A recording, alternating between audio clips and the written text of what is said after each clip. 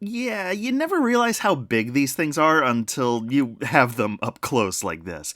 Hi, everyone. So, for today's installment of Steve's Assorted Stuff, how about we take a closer look at my vintage traffic light here?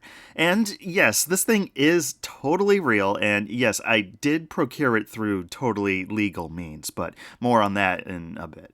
Now, for my viewers located here in the US, already you might have noticed that this particular signal is a rather special one, and the design is quite unique compared to the much more typical styles of modern signals that can be found on the roads across America. Among traffic light nerds, these particular types of signals are referred to as fixed four-way traffic lights, or simply just four ways. Undoubtedly, the most common arrangement for an intersection found throughout the country would be the meeting of two main roads in a four-way junction. So, during the early days of traffic control, many manufacturers of these devices would build signals that would have indications for all four approaches that were housed entirely within a single unit, such as this one here. This style of four-way light was a common sight across America for many decades, dating back all the way to some of the earliest electrically illuminated signals from the 1920s, and lasting all the way up until around the 1960s. From that point onward, the fixed four-way started to become phased out in favor of the installation of single-direction signals, connected together via adjustable brackets, which allowed for far more flexibility regarding design and positioning of each signal and ease of maintenance. But even so, many of the four-ways that were installed during their heyday between the 40s and the 60s continued to see use for many more decades even after they fell out of favor, and the single four-way guarding the main intersection of a small town center evolved into its own symbol of Americana, resulting in the phrase "one light town" entering into our lexicon to describe such a place.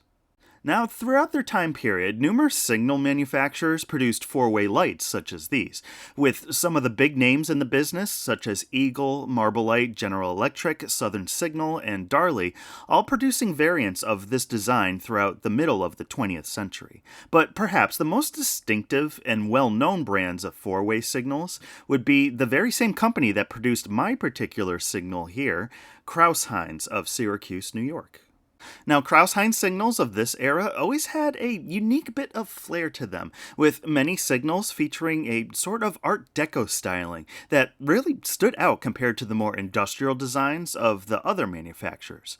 Most prominent of these would be the ornate tapered plates that make up the top and bottom faces of the signals, often referred to as pagoda style among collectors, for their resemblance to the roofs that are commonly found throughout the historical architecture found in Chinese and other Eastern cultures. These highly angled end plates are actually why I have the bottom section of my four-way here removed. It is much easier to sit this thing level on a table on the flat bottom of the square lighted sections rather than on this teeny little footprint. And another iconic feature of Crouse-Hinds signals from this era would be the design found on the lenses. While many other manufacturers would use a variety of different patterns formed into the glass of their signal lenses in order to direct the light and boost visibility, Crouse-Hinds adopted this unique design. A special crescent-shaped segment was cast into the bottom portion of each lens, which was thought to aid visibility for pedestrians who were looking up at the signals from the streets below. Now, personally, I kind of find this claim to be slightly dubious. However, many agree with me that the styling of these lenses looks simply delightful, and they are affectionately known as smiley lenses among traffic signal collectors and historians. Oftentimes, the lenses on traffic lights like these would see their fair share of abuse out in the field, with impacts from tall trucks and potshots from bored teens with hunting rifles, often resulting in the original lenses shattering and eventually being replaced with a more generic styled glass by the maintenance crews tasked with repairing them. Because of this, having a Crouse-Hinds signal, particularly a four-way, with all of its original smiley lenses intact, is quite coveted among collectors of these things. And I am proud to say that all 12 lenses on my traffic light here are all matching small bead smileys. Now, those in the know might also have noticed a rather unique feature of my signal here as well, in that the hoods for each of the lights are actually cast directly into the doors themselves. It is much more common to find traffic light doors molded with collars and screw posts that allow for a separate hood to be installed over the lens. Crouse-Hinds did also produce signals that used that design. However, for a time during the 1940s and 50s, they also manufactured these all-in-one style panels, with the door and the hood molded as one single cast piece. Because of this feature, this allows us to determine roughly when my particular traffic light here was manufactured, but there are other clues for us as well. So opening the doors, we find that this signal would be an early DT model Crouse-Hinds, given the design of the basket that holds the reflector dish and the pattern of the flange around the door gasket. But the biggest clue would be the production stamp found on the reflectors themselves, depicting the date of August of 1951. Granted, different parts of this signal could have been manufactured at different times, but if I were to go off that date stamp, my traffic light here is about to turn 74 years old as of the time of filming this. And while we're in here, why don't we take a peek at the insides of a signal like this, which normally the general public doesn't get to see. But honestly, though, it's about what you'd expect to find, given that this is simply just an industrial lighting device. The braided insulation on these wires that run household current to the lamp sockets is a bit concerning. However, hey, I can claim that this thing is still all original, though. The only thing out of the ordinary found within this signal would be the modern light sequencer I've installed along the bus bar attached to the top plate. With a few exceptions, the vast majority of traffic lights produced over the past century all were passive devices, with their controllers being located inside of those service boxes located down at street level adjacent to the intersection. Because of this, wiring up a traffic light to household current simply just powers the lamp sockets continuously, leaving you without the means of cycling the lights realistically. Many traffic light collectors love seeing their signals illuminate in much the same way that the ones that are still in public service do, so a variety of these sequencer boards can be found online for purchase. Connecting each light to its associated terminal on the board allows the sequencer to cycle all of the lights in just the same manner as the controllers found out in the world, and getting to see that familiar behavior animating here really brings life to this old signal. And speaking of the lights themselves, one thing that I really love about traffic signals of this vintage is that their lamp holders are the same exact Edison screw sockets that regular household light bulbs use, allowing one to install pretty much any style bulb that they'd like into their traffic signals. Now, I do actually own a full set of genuine traffic light bulbs that are designed specifically for use in these signals. However, when powering this thing up indoors, these bulbs are absolutely overkill. Each one of these bulbs is rated at 130 watts, and while this would certainly be acceptable for illumination outdoors in the direct sunlight, for an inside environment, this is just obnoxious. Turning this on in here simply bathes the entire room in colored light, and also turns the traffic light into perhaps the most ridiculous space heater imaginable as well. But thanks to those standard lamp sockets, though, one could easily swap out those official bulbs for a much more tolerable solution. I've experimented a lot with different style bulbs over many different illuminating technologies in this thing over the years, and here are some of my favorites. For LEDs, the ones that I found that I like the most would have to be these bulbs designed for outdoor string lights. The stick-style filament inside of these bulbs catches the reflectors perfectly for a nice even light across the lenses. And at only 60 lumens, they are just enough to illuminate the entire lens, but at the same time, they do not straight up vomit color light across the entire room like the higher output lamps. Also, their measly power consumption makes the standard incandescent bulbs bulbs even more laughable. At just 1 watt consumed per bulb, I would be able to light up around 520 of these string lights with the same amount of juice consumed by the 4 incandescent bulbs which are burning at any given time when this thing is powered up with them inside of it. Another benefit to these would be that they are not dimmable. LED bulbs with dimming capabilities tend to have a very slight delay between when they receive power and when they actually begin outputting light.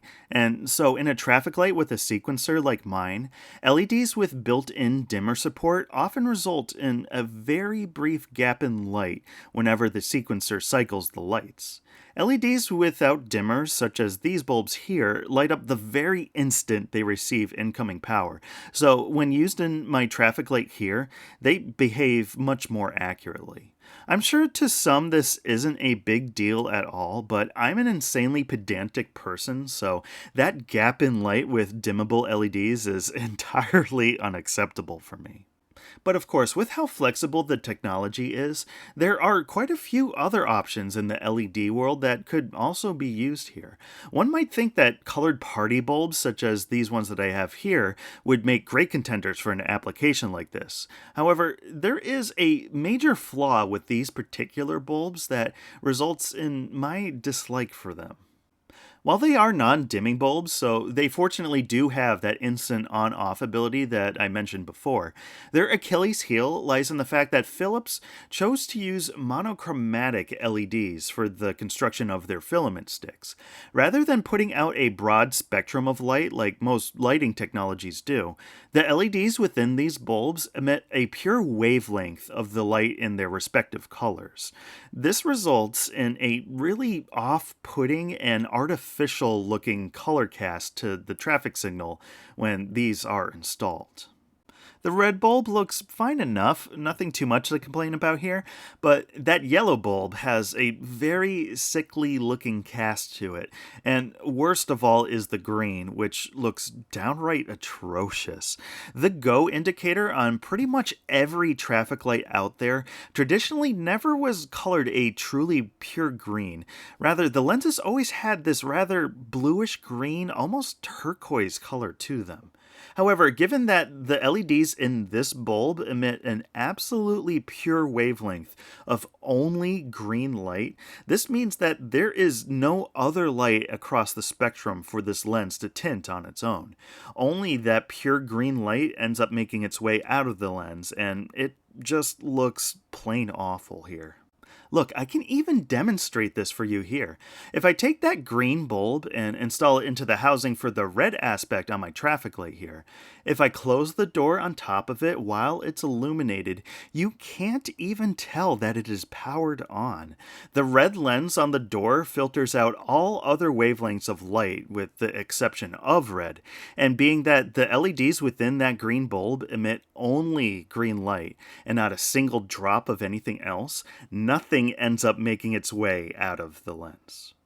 Even with just the bare bulb illuminated here, it looks pretty horrendous. I would never want to light up anything with this green bulb, or really any of the others for a matter of fact.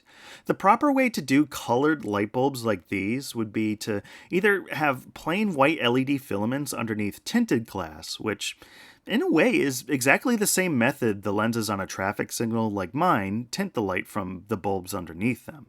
Or you could also put a phosphor coating directly on those white LEDs to shift the emissions of the diodes to the desired color, similar to how most white LEDs are simply bluish-purple diodes with a phosphor coating to make them appear white. This latter technique is how I believe these other colored bulbs from Walmart's Great Value brand work. The color still isn't entirely perfect, but they do appear far better than the previous Philips bulbs that I showed you.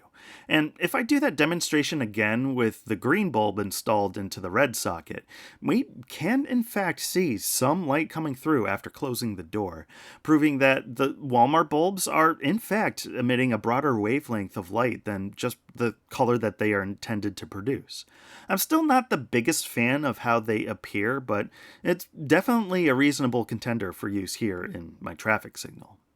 Now, while LEDs make total sense to run inside of a traffic light, I do, however, feel as though they are missing some of the charm that the incandescent bulbs that predate that technology had when used in an application like this. There's this subtle warmth you get when seeing each segment slowly fade in and out with each sequence of the lights that you just don't get with the instantaneous operation of LEDs. Because of this, my absolute favorite type of bulbs to run in my traffic light here would be vintage style incandescents such as these.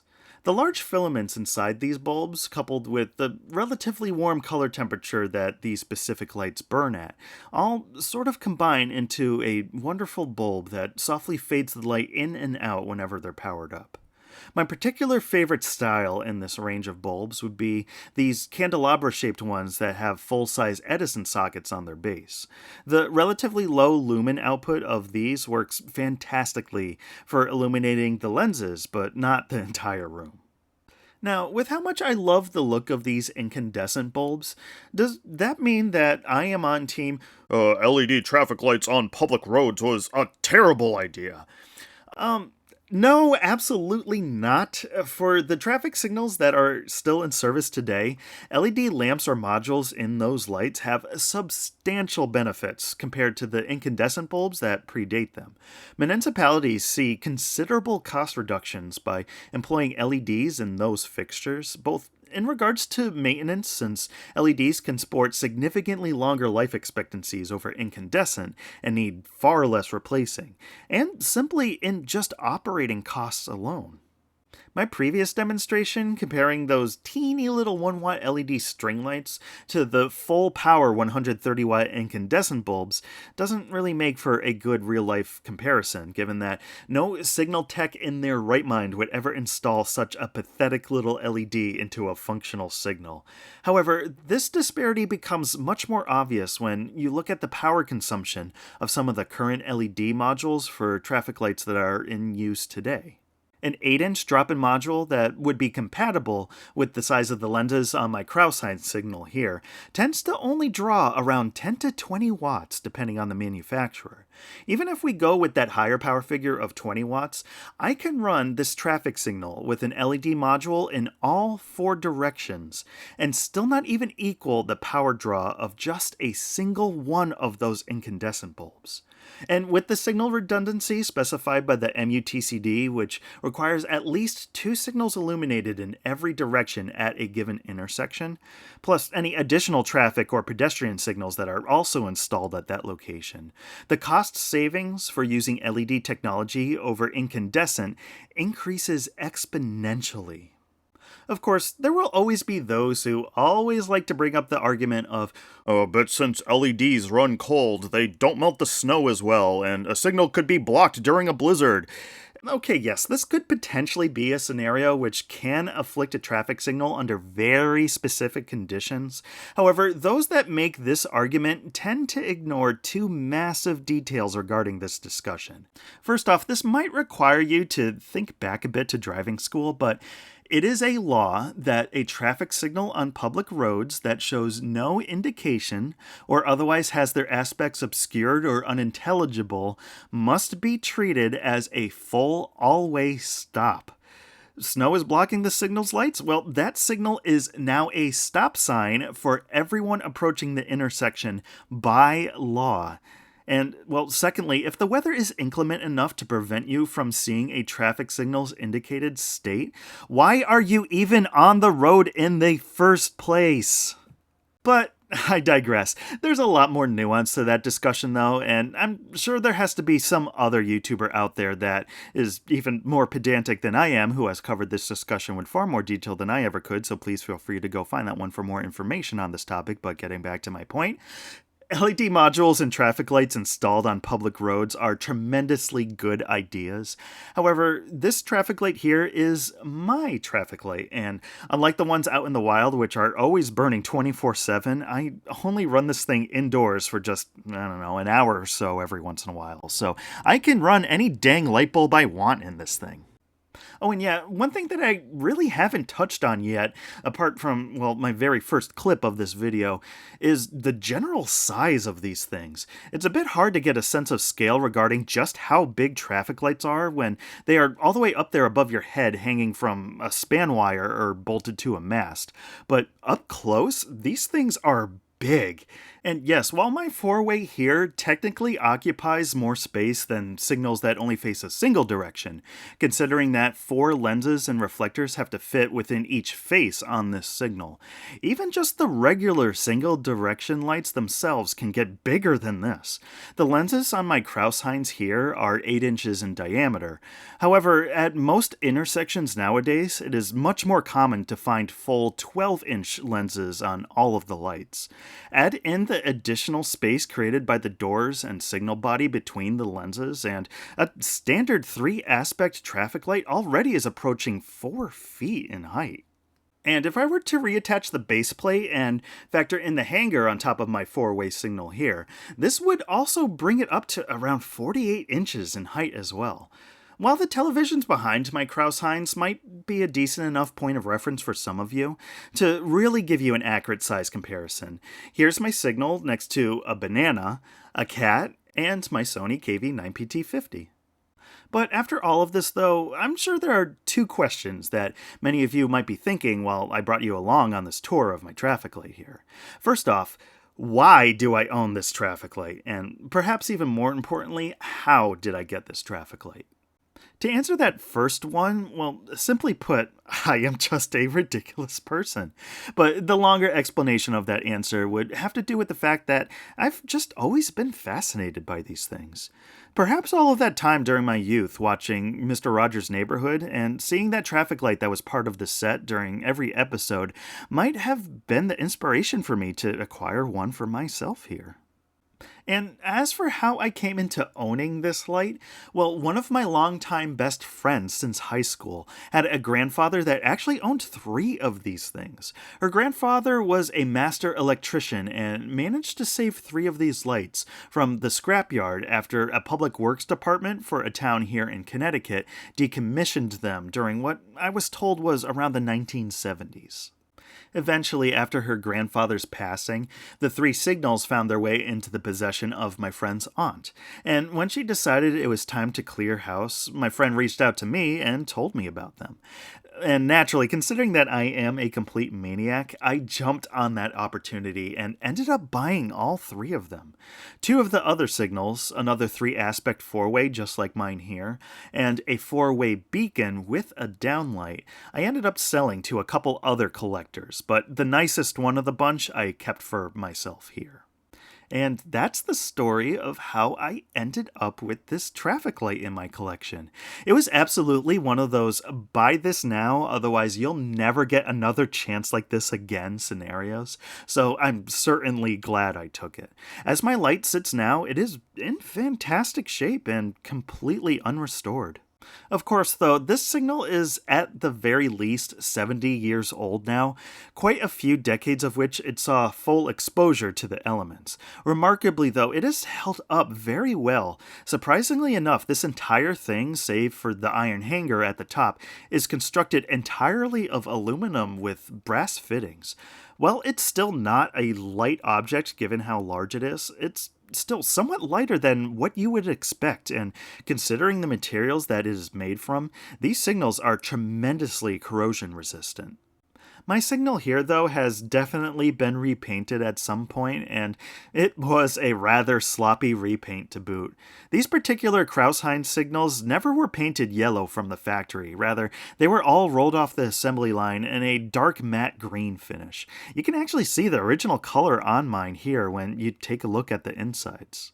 Part of me would love to give this signal a full restoration, strip it down and sandblast all the old paint off to the bare metal so it could be properly repainted. Swap out all of those rotted cotton ropes that serve as the door gaskets. Yes, this thing actually uses braided rope for a weatherproofing gasket. And replace all of that really suspect looking wiring for the lamps with modern insulated heavy gauge stuff. I would think that it would make for a tremendously fun project restoring this thing to factory new condition. However, I also really kind of enjoy the patina that the signal shows in its current state as well.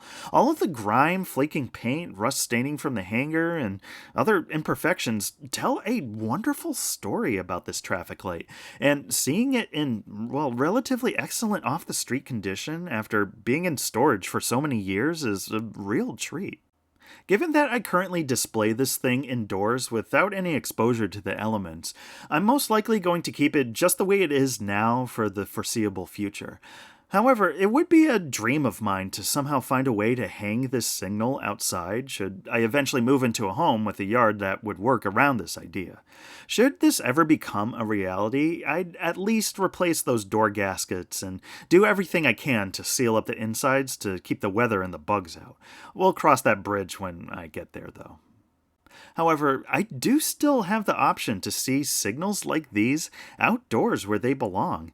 While the vast majority of municipalities have decommissioned their old four-ways decades ago, there are actually a few towns out there that still manage to maintain a small number of these vintage signals.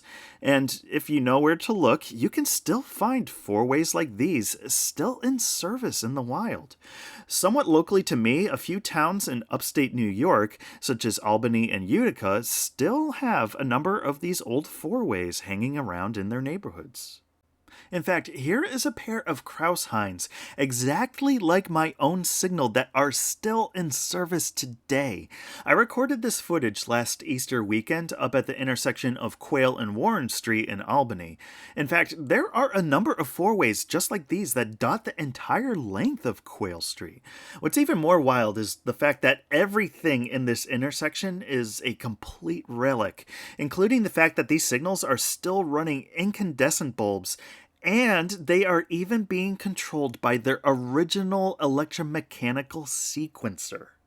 You might be able to catch a bit of odd behavior that these lights have whenever they cycle, but that's because they are being run by a purely mechanical mechanism. If you're standing close enough to the control box located at one corner of the intersection, you can actually hear the mechanism moving within the box and the drivetrain actuating the switches for each aspect as it advances to the next sequence.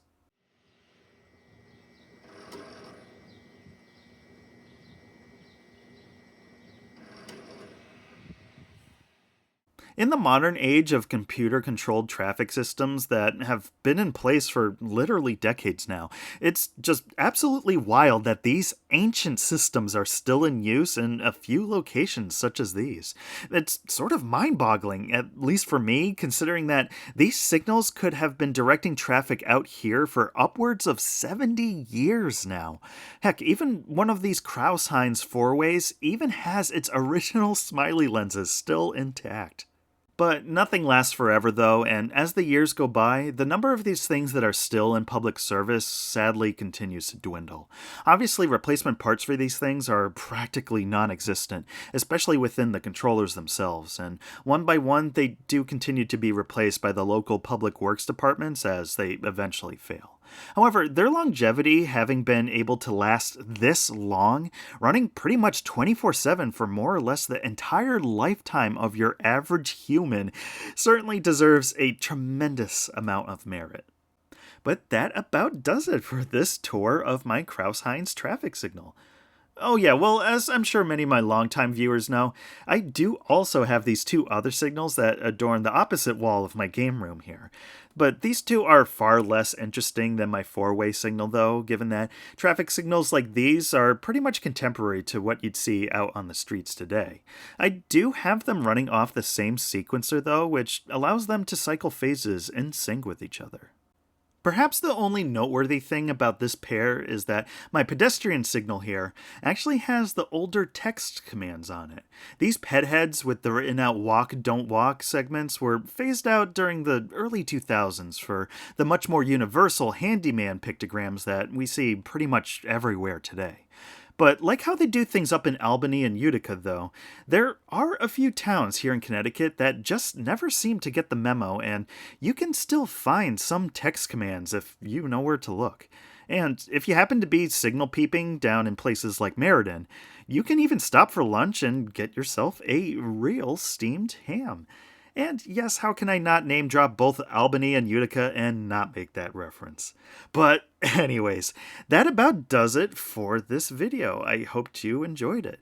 Ordinarily, I mostly talk about tube televisions and game consoles on this channel, but traffic lights do technically count as assorted stuff as well, so naturally, it was only a matter of time before they too had their spot in the limelight here on Steve's Assorted Stuff.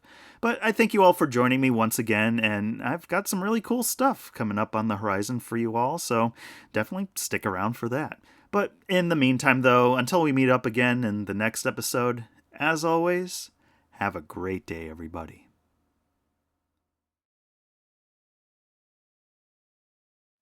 Well, ever since I brought this table home, I've always been wondering just how much abuse I would be able to put it through while filming content for my channel on it. And, well, yeah, putting a traffic light on this plastic surface here definitely did a number to it. So, I don't know, maybe I'll retire this thing and get a new one. Yeah, maybe I'll just keep using it and just keep collecting battle scars for all the zany stuff that I use it for. But yeah, par for the course for me. Also, when did I end up with so many light bulbs? Probably the same reason why I ended up with so many televisions. Just, I'm certifiably insane.